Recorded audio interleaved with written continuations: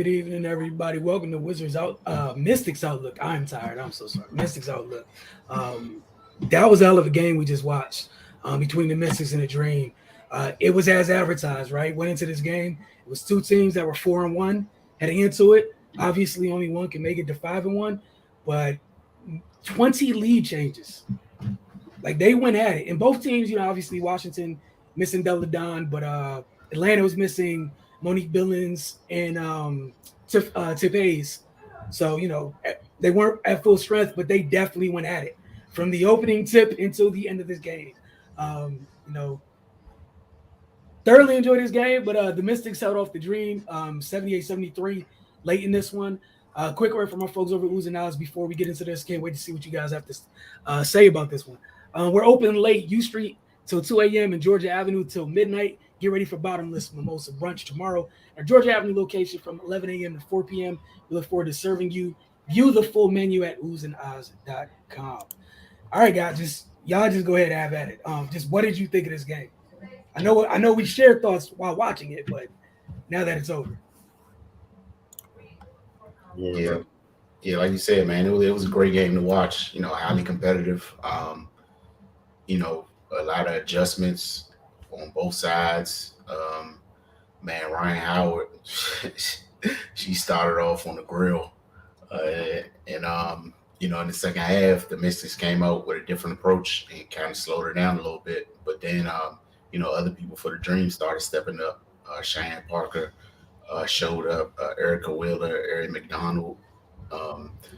Man, just a great game, man. The Mystics just made the plays down the stretch to get them over the hump. The Mystics, their depth showed up as well. They were going wholesale subs at times. And I was able to spell the starter some minutes because it was a physical game, fast paced. So we saw a lot of huffing and puffing. And people grabbing their knees, but that's the type of game you in for. They at the start of the second half, the Mystics, they turned their defense up to slow down Howard, but they had turnover issues, and that allowed the Dream to jump out to a 10-point lead. They and points off turnovers was a big thing tonight, and the Dream's taking advantage of the Mystics miscues. But them being a veteran team, they've been through the fire at this point. They settled down and got back into it. Ariel Atkins, man, she, we know she's capable of, having big explosive offensive games, but it seems like now she just kind of, it's like she's hunting momentum swings. Whenever things really aren't going right or the Mystics need a bucket, somehow the ball finds its way in her hands and she produces. So, I think that's just another step in her growth and maturation as a player. But yeah, man, great win. The Mystics, man, they're letting everybody know they're back. They had a couple down years for a multitude of reasons, but yeah, they look like they're ready to, establish themselves as one of the top teams in the league again. And the Dream, Cardell talked about it offline, that last year was an utter disgrace. And the way they've been able to turn anything around and just one off season, man, you got to tip your hat to them. Those ladies are down there competing. So yeah, man, it's just exciting. It's just good to see them be able to fight the ship like that. Yeah, for me, the Dream had the game won through 3 quarters, but I just think the Mystics, led by their backcourt, woke up and kind of led the way, not just defensively, but scoring, getting to the line. And, they that's how they were able to pull away in the fourth. They outscored them with 21-4 to 15. They held Ryan. They held her 1 for 9 shooting in the second half and 0 for 4 from deep. That was huge because she was cooking them. She was cooking them bad in the first half, man, and they just shut her down in the second half, and that was pivotal. The Mystics couldn't really get a flow offensively scoring wise, so I like how they attacked and got to the line, and they shot 80%, and that ended up being the difference, man. They didn't hit any threes. They were 3 for 18, so they really didn't have anything going from that from three. And they had to win the game ugly in a sense. They had to grind it out. And I'm liking that so far. They're 5-1 through their start. They're showing that they can win in different ways against different teams and all that. But the dream is serious. We ain't even about to sugarcoat that. The Mystics dodged the bullet. I just feel like they got experience. They got the dream has a young coach. The dream has young backcourt. Ryan, Ari coming in. They're a little bit younger than the Mystics, so the Mystics core and their backcourt won this game. And I feel like most nights, we're probably the exception of Chicago's backcourt when they're healthy or whatnot. Maybe I feel like the Mystics backcourt, they got the advantage back there. You know what I'm saying? So, and that's both ends. You know what I mean? So, obviously, like Ray said, the turnovers they got cut that down. Like I know Maisha Hines Allen gonna have a meeting with Tabo. You got 4 turnovers in 15 minutes. Like, good lord.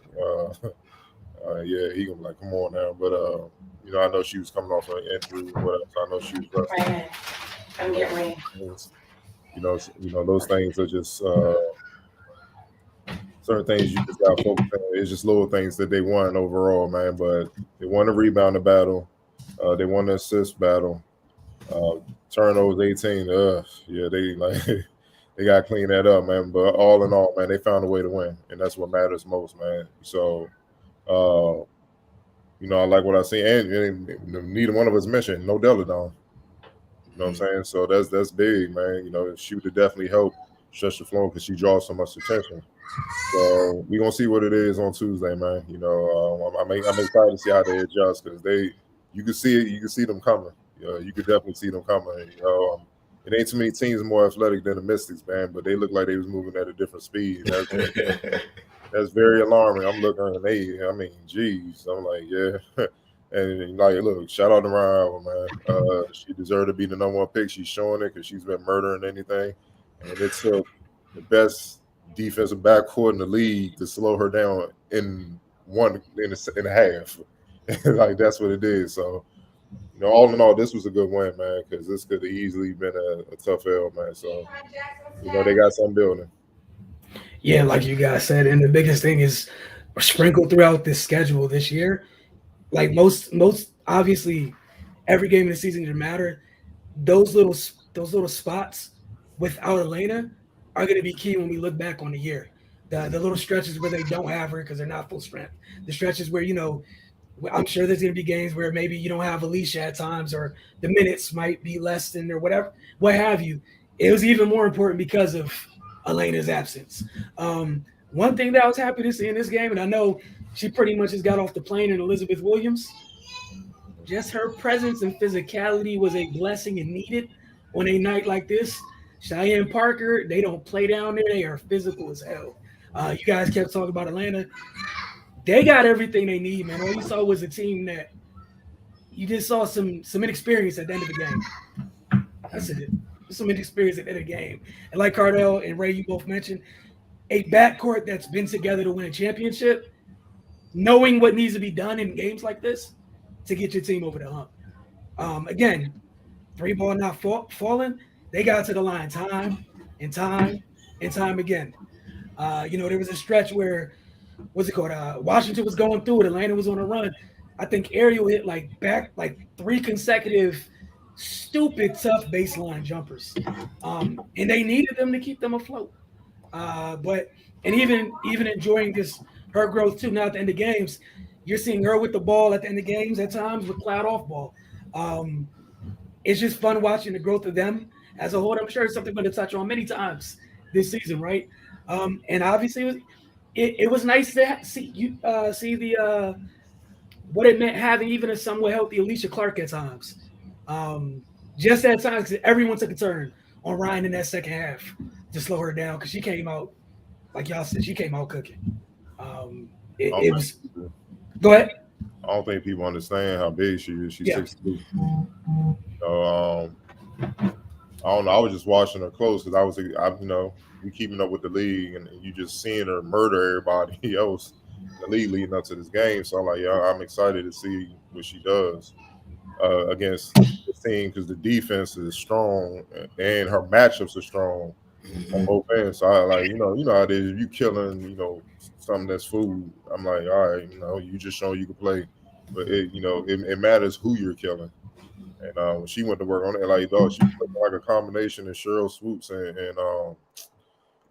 Simone. Like the handle, like how many people attack Cloud like that? Like you don't see guards attack Cloud like that, or she gets her spot on Atkins and stuff and just elevate. Like it's like she has some type of advantage no matter who's guarding her because of her size and athleticism and skill.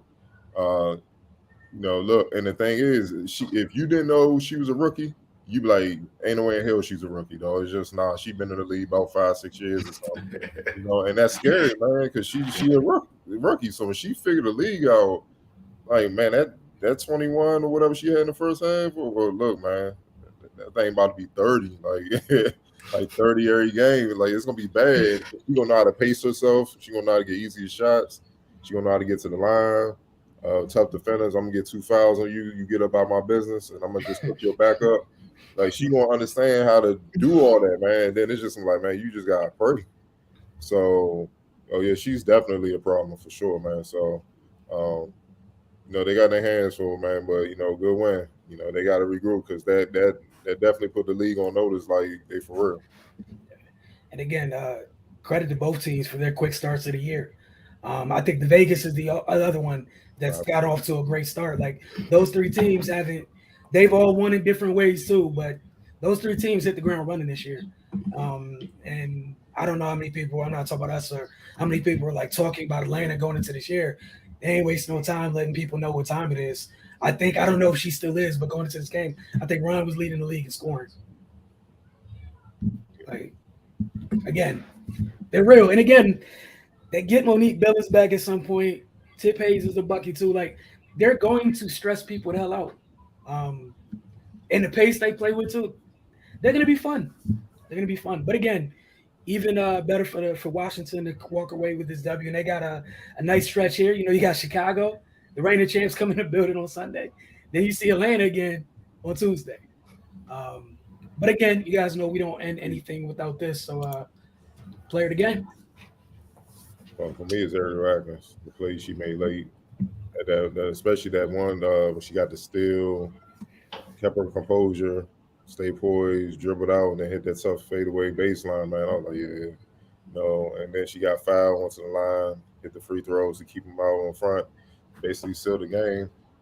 Couldn't ask for much more, man, because they needed it. You know what I mean? Like they needed that thing because Atlanta, like they won by 5. Atlanta wasn't going away, so they needed that type of cushion, man. Plus her efficiency, she was 6 for 10. She didn't force anything. You know, obviously she gonna bring the energy defensively or whatnot, man. But she won the game late. That's why she get my vote. Right. Yeah, I agree, man. She the plays she made in crunch time is invaluable. Like they needed every single one of them. Um, so yeah, she definitely gets it for me. All right, you might as well go ahead and just make that for the show. X Factor. Ray, you could get this one first, and then Cardo. Uh, um, man, Coach T for the defensive adjustment in the second half. Like, cause they had to do something to slow down Ryan Howard, cause she, man, the way she was shooting the basketball and the way she was scoring, like uh,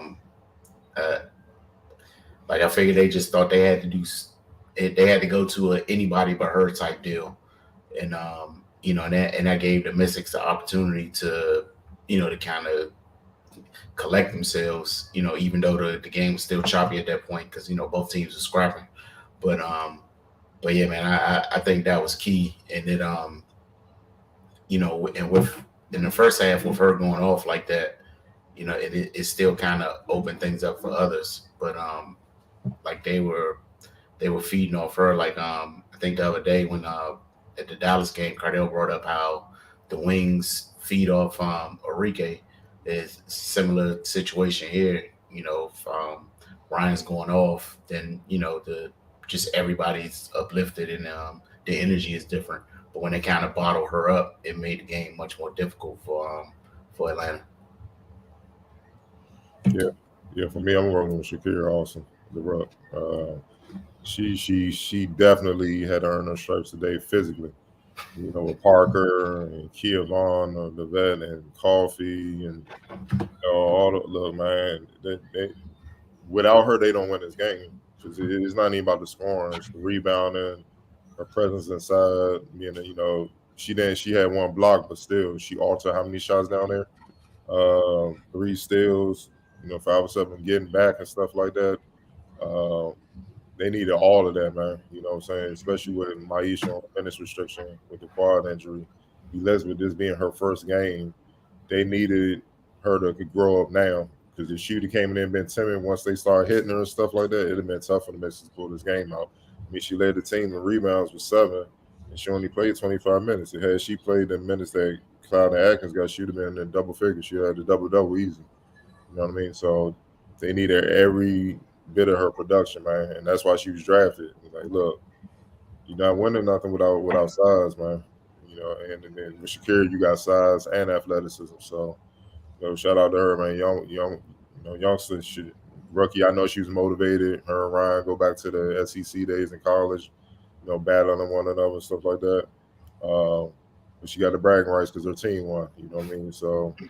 It is what it is, but she stood strong inside, man, inside that paint. Like the NBA, no joke inside, man. It's like the 80s and 90s NBA wise, man. It's like, let's just say everybody on the team gonna be in the ice tub.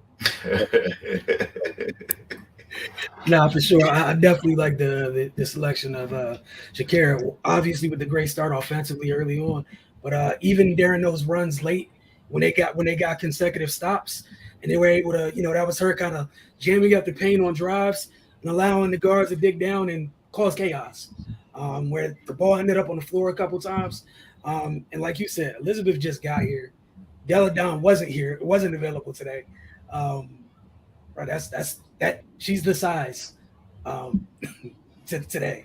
That was it today, and like you said, for all the reasons you named, she did what she was brought here to do, and got to give her credit for it. Again, we're gonna see you guys again on Sunday as Washington hosts Chicago. Did y'all have anything else y'all wanted to comment on before we get out of here? All right, so for Cardell, Raymond, and myself, y'all have a great evening.